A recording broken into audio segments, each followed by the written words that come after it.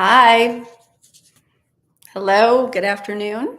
I thank you so much for everyone that is joining today. This is my first live from Patreon. Going to um, YouTube. So let's talk. I wanted to tell you just a little bit about myself first, and then we're going to run through some topics. First of all, welcome to Pull-Ups Pasta Politics Live. I'm a small business owner. I am a former precinct chair of the Democratic Party in two of the precincts that I've actually lived in. And I am originally from New York. I'm down here in the Southeast right now, and I've been organizing for a long time. First, I'd like to just say Indivisible is having a No Kings rally on October 18th. If you haven't already heard about it, please think about joining.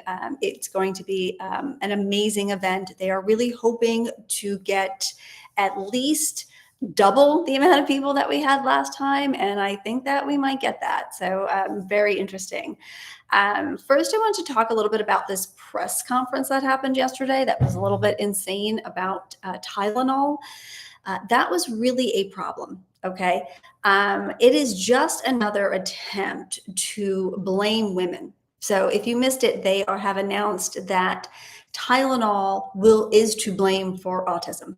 And there is no scientific evidence of that. Their doctors and scientists are all saying that they can't find a direct correlation, basically, because it doesn't exist.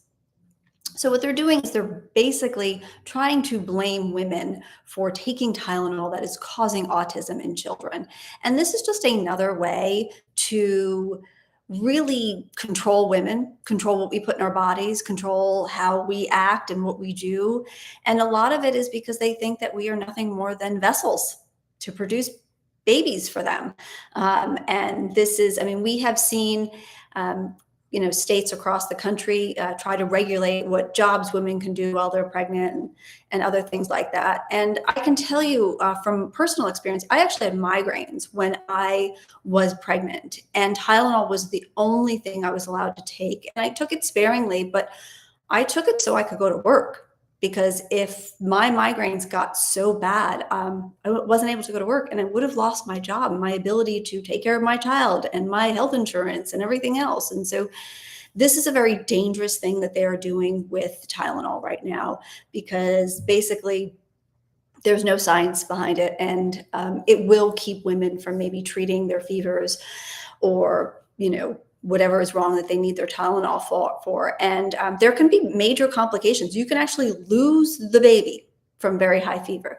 You can cause birth defects and low birth weight, and you can cause a woman to have heart and lung and brain damage even if she is left untreated. And that's what they're doing right now. So my suggestion is, I'm not a doctor or scientist, but neither is Trump or RFK Jr. So talk to your doctor if you're pregnant and figure out what is best for you. I have trust that doctors will still do the right thing. So if anybody has any questions, feel free to put them in the chat and I will talk through them. So the other thing that happened this week or last week for that matter, Trump announced that there would be a $100,000 fee on H-1B visas. And that is just one more attack on small businesses and startups and entrepreneurs. These billionaire corporations, these tech firms, they can pay $100,000 for these employees if they want to do that. I mean, it's easy for them to do. But you're talking about startups and people who are innovating new products. They can't do that. And they need this talent to come in.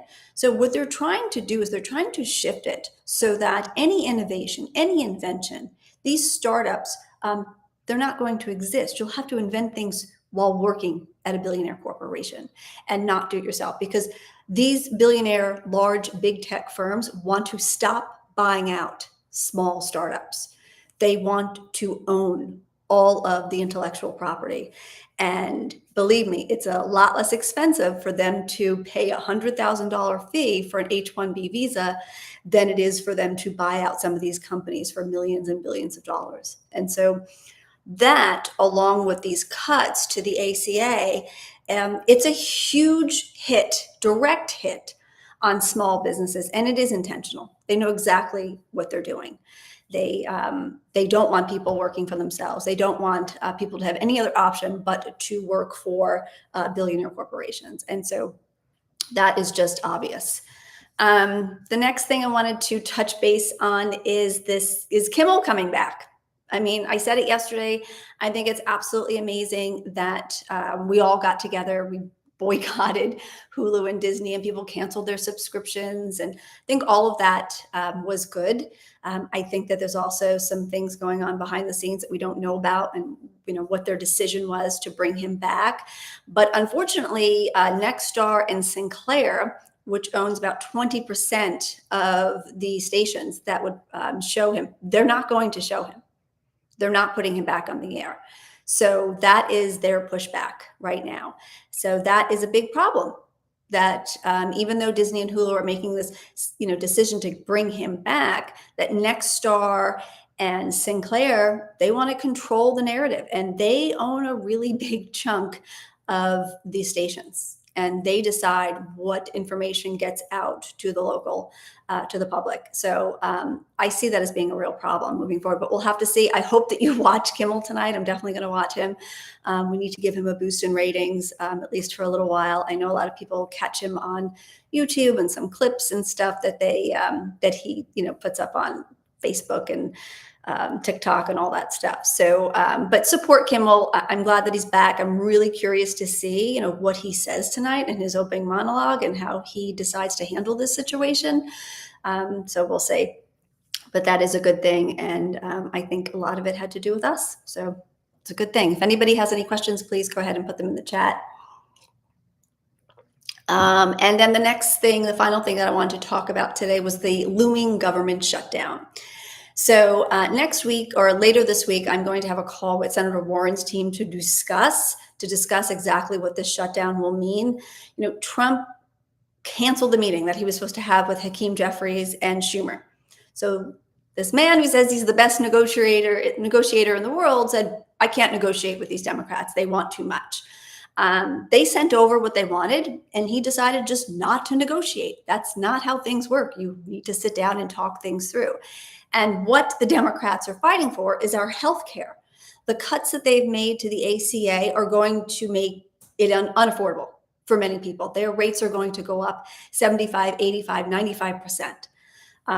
The Medicare cuts are devastating. People are just going to lose their coverage completely, or the cost that they will have to endure while having that coverage, for copays and cost of prescriptions. All of that is going to make healthcare unattainable, and it's going to be such a strain on our healthcare system. So the Democrats are saying that that's what they're fighting for, and I think that that's great that they're doing that, because people need to be aware of the fact that it is the Republicans who have taken away our healthcare, and these letters are going to start to come out next month, and people are going to see their rates go up.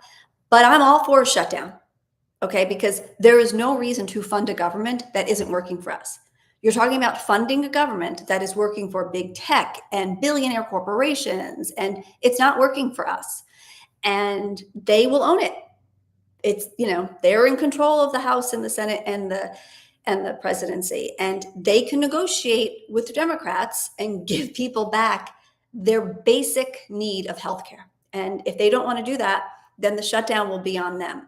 But I have said this in the very beginning, things will have to get a lot more painful for the American people before real change occurs. And this is one of those pain points. And I personally will be affected by it. The ACA cuts will devastate my family. It's going to be very difficult to afford healthcare once those ACA cuts go through. But I'm all for the shutdown. And I think, let it roll. Let the Republicans take the blame for that one. So I think it's important that we share that information so people understand that this shutdown, number one, will fall squarely on the Republicans. It will be their fault. And when healthcare premiums go up and when people lose their health insurance, that's also the fault of the Democrats. So it's a good idea in your everyday normal conversations to talk to people, tell them that this is, not everybody knows about the big, beautiful bill. Not everybody knows what's going on.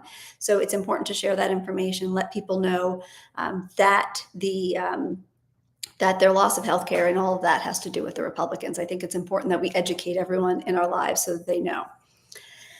So again, I will be having that call with Senator Elizabeth Warren's team this week, and I will update you and let you know what they're saying and what they're thinking and where this all goes. But I want to thank you all for, coming into Pull-Ups Pasta Politics Live, and I will see you all next week. Have a great afternoon.